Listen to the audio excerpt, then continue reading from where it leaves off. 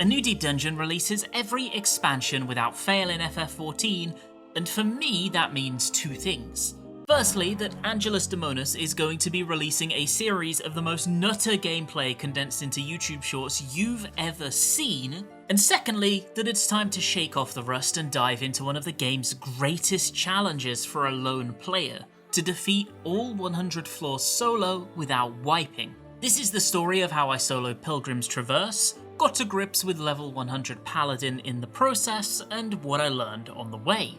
It's a simple matter of running up to Big Bird, swapping your job, selecting fixed party, starting from floor 1, popping your food, and you're in. The challenge has begun. I know that the early floors aren't too threatening, so I start pulling as many enemies as I can. The goal is to level up quickly, because you start at level 90 and you need to reach level 100. It probably won't happen in this first sequence of 10 floors, but I can definitely manage it within the first 20 if I'm aggressive on killing. I also want to start building up my Pomander collection in preparation for the higher floors. So, on the way, my aim is to grab as many chests as possible, with less of a preference for bronzes, because those can contain mimics here. I wouldn't have the confidence to be pulling full rooms like this at the higher floors, so whilst things are nice and easy, I have to take advantage. They still haven't done the thing that I wish they would do with Deep Dungeon. The thing that it's been screaming for, which is an endless mode, with like scaling rewards. It feels like the easiest win in the world. You have like the curated 100 floors, and then past floor 100 you just have chaotic mode, where you have random buffs and debuffs, like additional buffs and debuffs. You just put the same mobs in it, as you normally do, but let it backfill from all of the deep dungeons. So you can just take mobs from any of the deep dungeons, which can all spawn at random in these floors. They progressively scale and get harder, and you also get random bosses with the debuffs, and just have it go endlessly, and let people see how deep they can go. It feels like an easy win. On floor 3, I grabbed my first votive candelabra, which is a new addition for Pilgrim's Traverse that forcibly assigns random positive or negative buffs for the upcoming floor. This time around, I get Rapid Recitation, which is somewhat of an understated yet insane ability that cuts the cooldowns of OGCDs in half for the next floor. My Pomanders are filling up too. There's just one problem. All I seem to get is strength. My god, give me something other than strength, I beg of you. I'm begging. With that, I made it to floor 10, the first boss. Funnily enough, this is one of the most dangerous ones of all. Conceptually, the ornamental leaf man is simple. He's first going to summon 3 little shrublets, and each is going to burrow under the ground and then explode, leaving one section safe. Then you can hit the shrublets as the boss will jump around, slamming the ground quarter by quarter, and you need to dodge between them. That on repeat is the entire fight. The problem is that these ads enrage, and they were the scourge of Deep Dungeon Solo Day 1. Seeing as I'm on tank, I have to be really careful about this moment, because it's all too easy to fall behind and just end up a pancake. So, I held my burst, and it worked for a while, but because the rotation is less than a minute, I would eventually run into a situation where I just had nothing. When that happened, I had to use drastic measures. Stacking cooldowns for this cycle went nicely, and for the next one I planned to Hallowed Ground, but the timing went horribly and things suddenly became very sweaty. Well, I think we're gonna haste it. That was terrifying.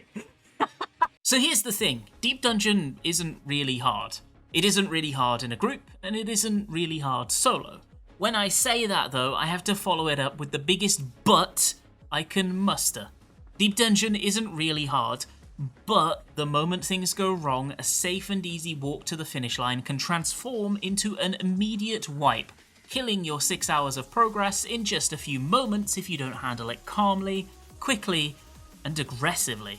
Doing this whole thing solo is about constant and consistent risk mitigation. Every basic enemy is pretty simple. They only do between 1 and 3 attacks apiece, and they never get more complex than dodge the telegraph, or dodge the invisible telegraph, which you know from looking at the cast bar. But there's so much information to digest, and randomization from the mobs that spawn, the floor sets, the traps, and whatever resources you have at the time, that nothing ever falls comfortably into the realm of habit. Like, you could go for the big play and pull a whole room, knowing that you can deal with them and burn a witching, but doing so in and of itself is a risk as well. Do you want to take that risk? You'll make up some time, but you could also play it safe and pull them one at a time instead. Really, that's what makes this so fun as far as I'm concerned. It requires a skill set that isn't necessitated like anywhere else in the game, and it feels good to have something new to hone and work on. I don't remember what these do, but I don't think there's anything dangerous in this floor set. Okay, we get a nice little mount we're gonna get from this one. We are a nice little mount. The bosses this time around are a little more complex than before, but even they have simple sub-60 second cycles to memorize with very little in the way of randomization. So if you study up, there is no reason you can't clear straight away if you just execute. At least that's what I'm hoping. My goal here was simple: slow and steady wins the race. No flashy plays, no risky moves, just kill enemies, carve a path to the exit on each floor, and pay attention, whilst making sure not to read my Twitch chat at an inopportune moment. I'm like specifically trained to be scared of these monkeys, but I think there probably isn't a reason to be scared of the monkeys. They wouldn't put terrifying monkeys in the first 20 floors, right? They wouldn't do that. It's true though, I am genetically predisposed to be weak against monkeys. Like a Pokemon type, banana versus monkey. With that, I made it to the second boss, Forgiven Emulation. I'm not sure what this Sin Eater Omega reskin is supposed to be emulating, but it certainly isn't anything with interesting mechanics, that's for sure. He jumps up and his legs light up one by one, surely a remnant of the original Omega robot, and you want to get knocked into the fourth one, then dodge across to the first after it explodes. After that, it's just a case of dodging some AoEs and repeating. Considering how sweaty the floor 10 boss had been, this one was a relaxing reprieve and I swiftly moved on. At that point, I decided to go back quickly and start a second save file. I was hoping to one-shot the deep dungeon because, I mean, who isn't hoping for that? But if the eventuality happened that I ended up wiping and losing my save, I wanted to make sure I had a second attempt on my current floor set so I could immediately fix my mistake without needing to wait for hours. I wanted that instant gratification. The next floor set, 21 to 30, had the first mobs that I needed to pay some consideration to. These Cleonids don't do much most of the time, but when they get to low HP, they cast this attack called Parasitism, which makes their next attack an immediate one-shot kill. So if this ever went off, I needed to hallowed ground or meet my doom. The ideal was just to never see it, and that's what I aimed for. In this floor set, I grab a couple of accursed hordes along the way in the hopes of pulling a lucky mount after they're over, and I get my first opportunity to become mud along the way as well. This votive candelabra buff is really OP. Assuming there's no knockback, your newly poopified self can just roll on through and one-shot every enemy on the floor, then go back and do a second loop around to grab all the chests. I find the mandated mimic along the way, who doesn't pose much of a threat, and head onwards to floor 30. The boss here is Forgiven Treachery, or as he's colloquially called in many definitely real and existing circles, Evil Pope. This guy doesn't do much, he does a big cleave and then punches the other half of the room. He spawns some rings to dodge and some smaller rings to also dodge. It's not exactly rocket science, it's fair to say. But I did learn that the best place to stand to deal with everything is one of these north and south little square nibs. You can easily dodge all of the varying types of rings without needing to move, and then you can deal with the left-right cleave while still having space to deal with if you get an unfortunate ring AoE in the middle. But really, on tank, it doesn't even matter if you get hit in the first place, because nothing hurts enough to kill me at this point. That's kind of why I went tank to begin with, honestly. Well, partly. So, every deep dungeon I've played something different. In Palace of the Dead, Warrior. In Heaven on High, I did a lot of Gunbreaker. In Eureka Orthos, I swapped to DPS and played Machinist. I thought it would be cool to continue that tradition and play something that wasn't any of those three for the 4th edition. Originally, I was going to try out Samurai. It's cool, it has high DPS and a low personal cooldown shield, and a stun, which is really high value in Deep Dungeon solo. But before I started, I realised just how overpowered Paladin can be in this specific niche at level 100. So it's a job with a bursty spike of damage thanks to the Confitia combo, good for taking out big threats fairly quickly. That Confitia is also ranged, so you can use it to pull from far away and keep going at it whilst kiting or heading towards the exit. It's a tank, so it's very defensive and allows you to make some psycho pulls with invulns and landmines if you wish, safely and easily. Tanks also have both a stun and a silence, rendering mimics a complete non-issue and giving you the best way to deal with attacks you're not sure about. But by far Paladin's strongest boon, in my opinion, is a button that can usually just get ignored fully elsewhere. Shield Bash. With this, I can stun on my GCD and without having to wait for a cooldown to come up. The thing about Pilgrim's Traverse is that almost every enemy is stunnable, so having access to this can help get you out of so many bad spots. The downside of all of these boons, though, is that time is not on your side. You want to always be pulling something to make sure that you don't fall behind, so that's exactly what I did. On floor 35, I had my first encounter with the boys, which is always a highlight of your day. Problem is, it's a bit of a barometer for whether you're a psychopath or not. Do you have the lacking moral character to murder these poor helpless little guys who are simply going about their day, just for a chest, with a pomander inside that you don't even need? I know I do. The floor 40 boss is forgiven naivety, and this guy teaches how to read and follow instructions. Near tide equals go far, and wait for this. Far tide equals go close. Wow! Aside from that, you're just dodging away from the yellow coloured puddles and getting knockbacked by the blue ones. I don't know what the ads do if they get the cast bar off, but I decided that I just didn't want to find out and nuked them before they got the chance. This one was easy too, and after a quick pit stop to catch up my second file to floor 40 as well, we were moving out of the murder church and taking our first steps into the desert biome themed levels. This set is another one without much in the way of threatening mobs, although going in, I had seen this one Twitter clip where the tortoise literally decimates a solo attempt and had assumed that I needed to live my life in fear. If you get hit with this, man, I mean, you deserve to die, you know? Oh, I'm dying though. Oh, holy crap, you're hitting me hard. Oh, I died. Well, it actually turns out he's so slow and so harmless, and yet I'm spending my entire run here treating him like Alpha Omega on crack and respecting every single interaction. Oh my god, 2 illumined aetherpool glass every time. Bruh. Wait, question. Do you get more of these if you do it solo? Because I've gotten 2 twice. Because if I want to farm these, does that mean doing 50 to 70 on repeat but on your own is the play? It gives the same amount of loot that it would give to 4 people, but it gives them all to you, is what you're saying. Okay, that's good. That's really cool.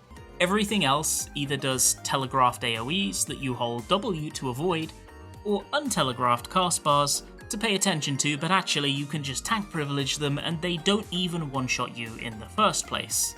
At this point, I'm starting to fill up on pomanders, with my first save file just missing a couple of raisings, and the other being near enough complete. They added a handful of new poms this time around to complement those that have become tradition at this point. Like they added the Haste Pomander speeding up your GCD, the Devotion Pomander which is capable of forcing a candelabra with a positive attribute to spawn on the next floor, essentially giving you a room clear with extra steps, and the Purification Pomander, which is just there to watch. He likes to watch. There are certainly some niche use cases for it, like if you stand on one of those silencing traps, it instantly cleanses those debuffs, at least the one that stops you GCDing. But really, I just popped these purifications when I was overcapped and otherwise pretended they didn't exist. The hastes were really useful to increase my DPS output though, and the devotions were exceptionally powerful, even if I did sit on them for now. Quickly enough, I hit the halfway point, floor 50, and its boss, Oguna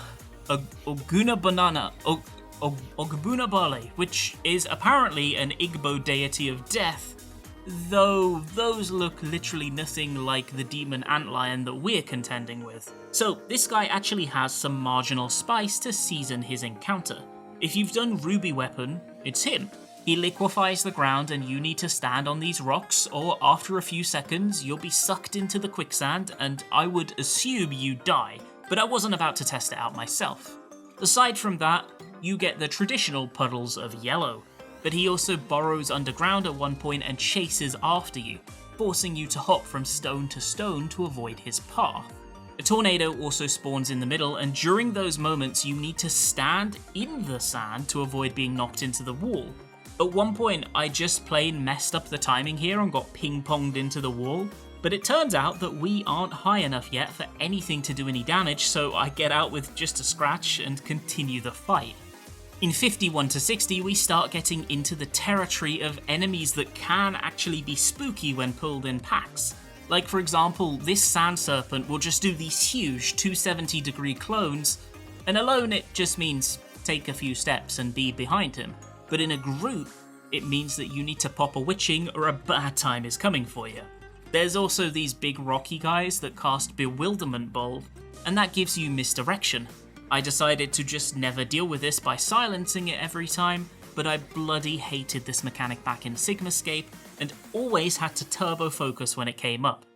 The other scary spooker is the Howler, which will dash and then do one of the cardinal permutations in FF14, the only two mechanics that exist, in and out. Despite that, there's nothing here to make me think twice, and I zoom on through.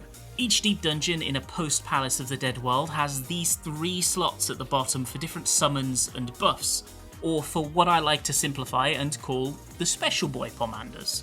Deep Dungeon had the Primal Magicites, Orthos had Demi-Clones, and this new iteration has Incense. Incenses let you summon fairies with various effects for one floor. One, which doubles your health and applies a Gigadot to your target, like this thing is literally Onion Knight but even better.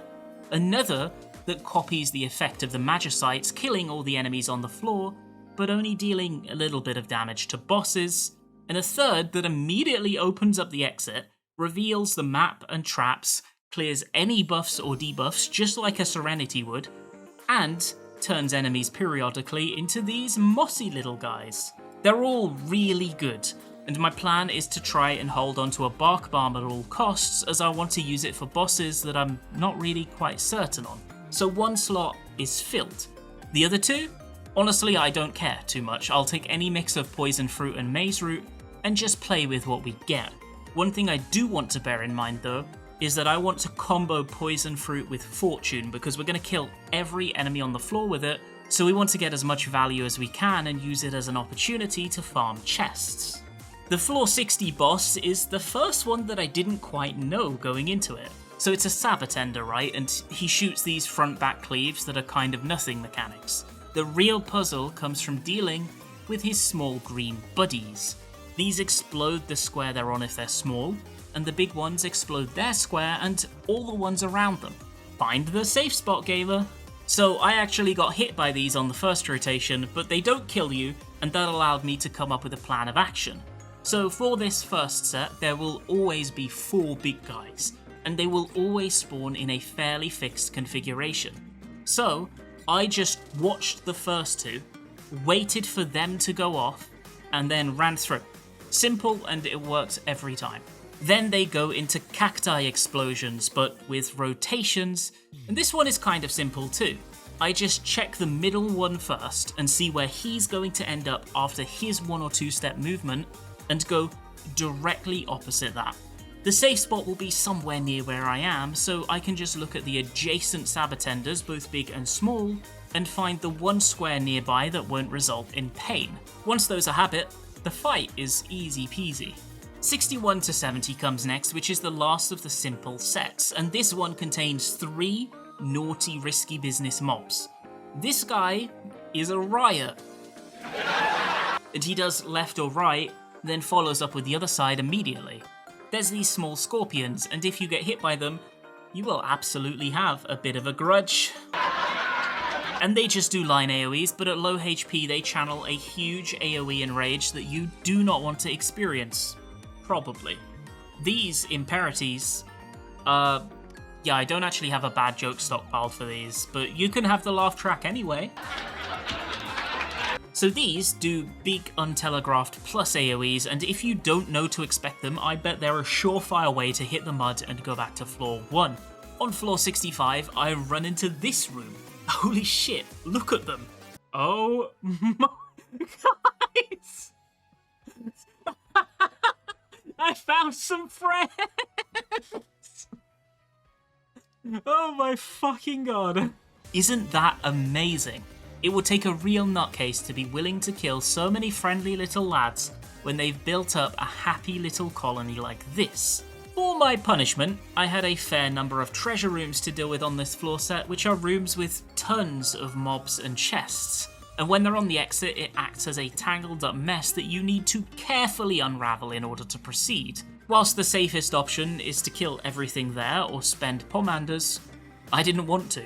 Time was a concern and I was saving for the high floors, so I would try and clear one side of the room and then execute an instance of risky business and run on through, hoping I didn't attract the ire of too many dangerous things on my way.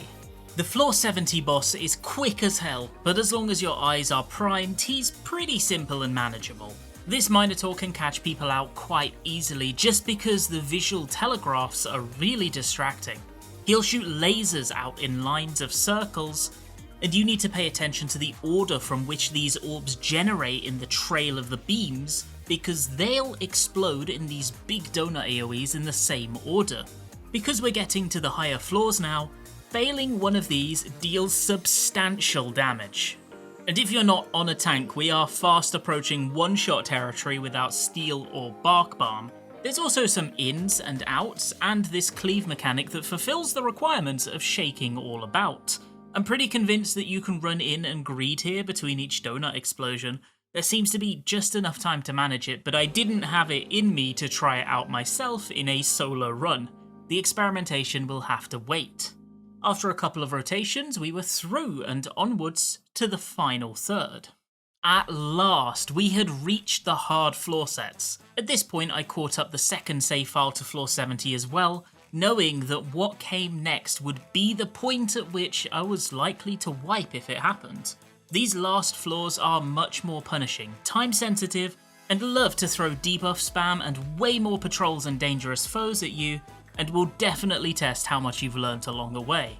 By now, I had developed a favourite child and a neglected one when it came to save slots.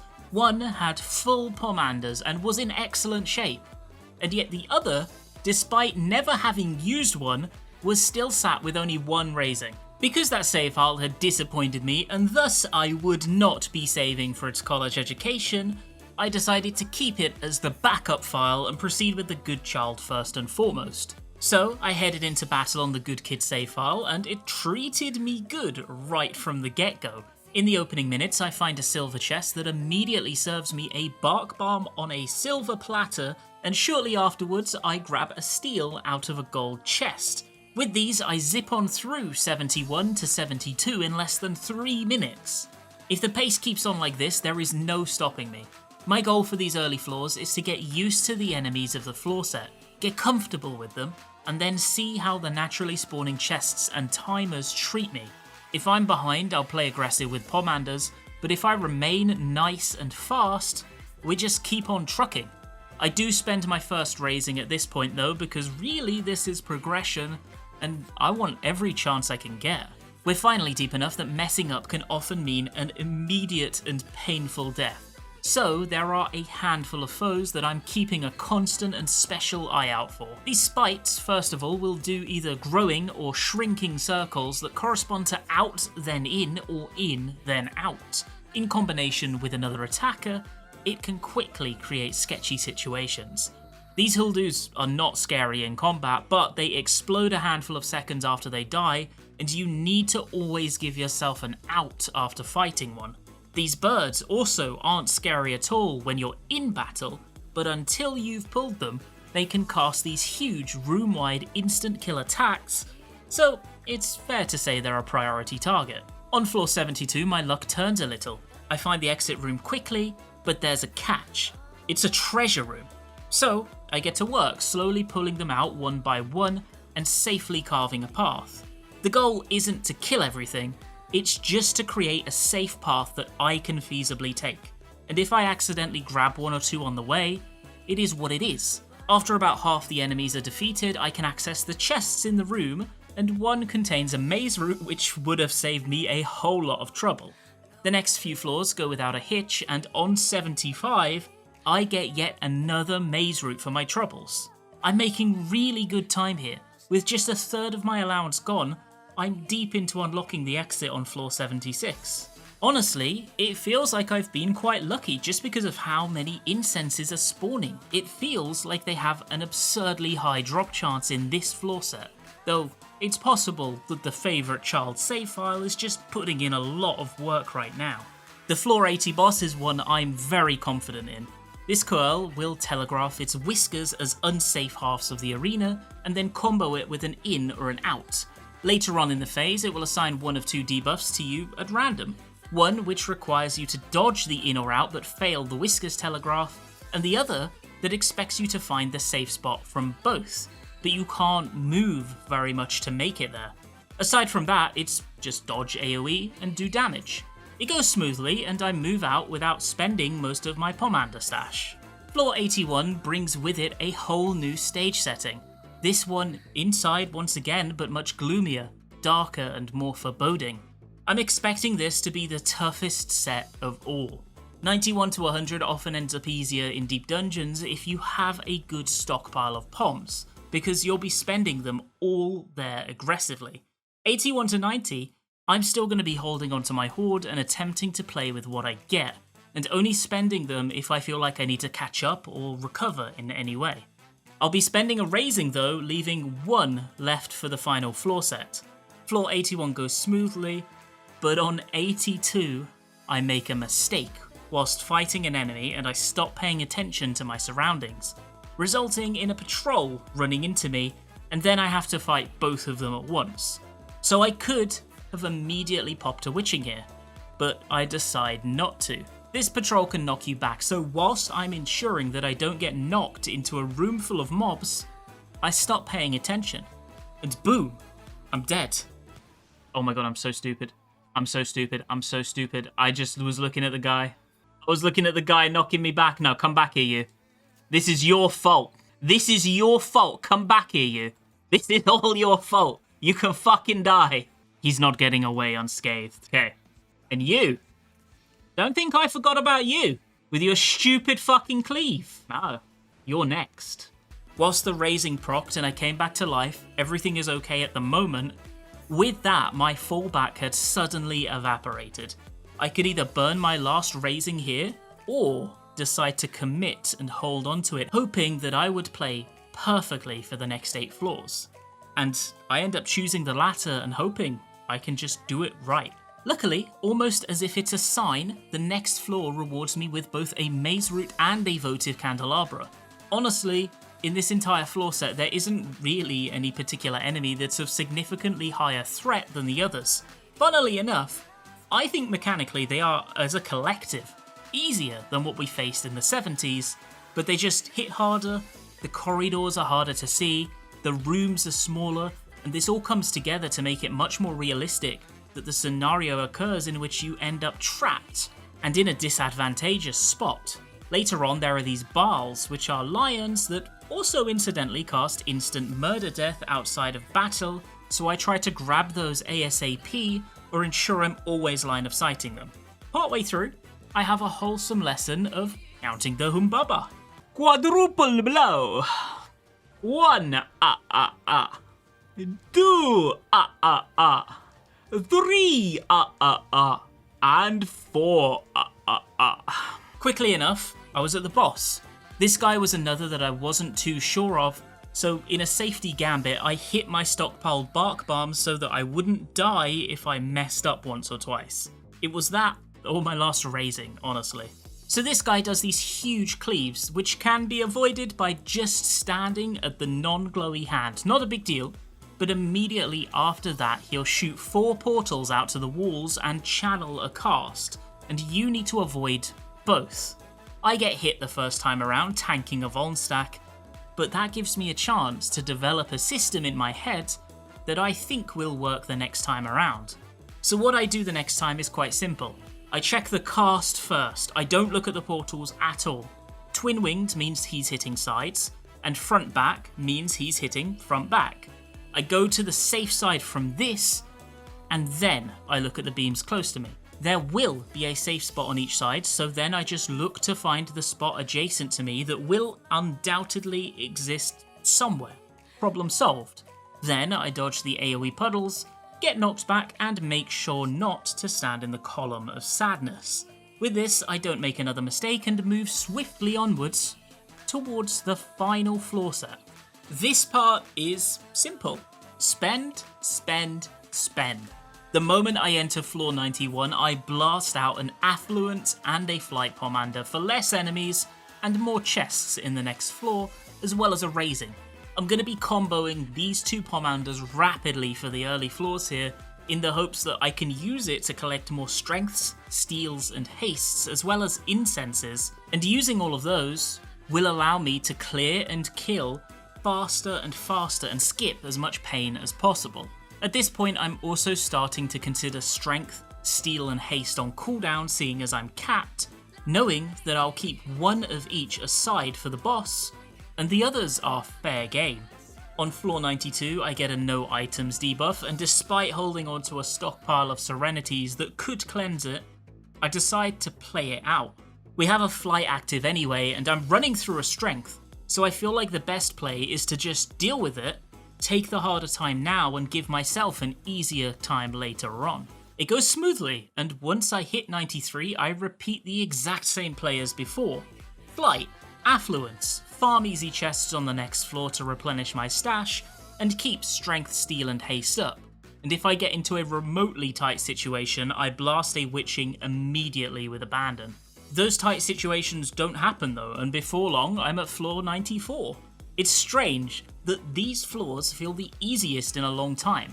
I'm only occasionally fighting enemies, and when I do, I'm so buffed that they just fall over. From this point onwards, I'm able to use either a devotion and spawn a votive candelabra, or an incense that'll clear the mobs and carve a path on every future stage from now until the boss. I even have a bark bomb sat in reserve to make that final boss comfier to deal with. At this point, my only concern is how I'm going to handle that final threat, rather than the trash pulls along the way. We are well and truly on the home stretch. With a whopping 29 minutes on the timer, I step into floor 99. It's me or him. This Sin Eater boss is the exact same fight you'll face in the final verse, and its quantum scaling difficulty, and as a result, I have a lot of experience with a different version of the fight. I cleared Q40, so theoretically this should be easy in comparison, being mostly the same fight. But in the back of my head there is one little concern. The fight is similar, yes, but different. The timings are different, the spots are slightly different, and it could be all too easy to fall into comfortable muscle memory and end up making a fatal mistake. That wouldn't be ideal, it's fair to say, so I lock in. With that, I had done it. 4 out of 4 deep dungeons soloed, and as I ran into the final room and cemented my completion, I felt proud. It's fair to say that this was the easiest time I had yet in a deep dungeon solo, but it's also fair to say that it speaks to my experience in having done the other 3, and the trial and error I went through on the way. This time around was exceptionally fun, and the bosses were really cool, and really, having a good and a memorable time is, I think, more important than just having challenge. One thing I'd like to see next time though is, instead of mobs on the higher floors existing just to do nothing and serve little more than as filler, which is definitely the case even on floor 91+, I would prefer if we could get mobs that are designed to test your mitigation and kiting capabilities like the deep dungeons of old. I think mixing and matching in this way, merging the old and the I think mixing and matching in this way, merging the old and the new, could make the 50th dungeon the best of all. Thank you so much for watching this video. If you made it all the way to the end, I really appreciate it. I have a Patreon. If you decide to support it, it allows me to keep uploading more regularly. This video was available early to patrons, and there are updates and exclusive content that go up there regularly. As well as that, you'll be included in the credits of future videos. The people on screen now are the reason I was able to make this one, and I'm greatly appreciative. No pressure though, and of course, I hope you have a fantastic rest of your day.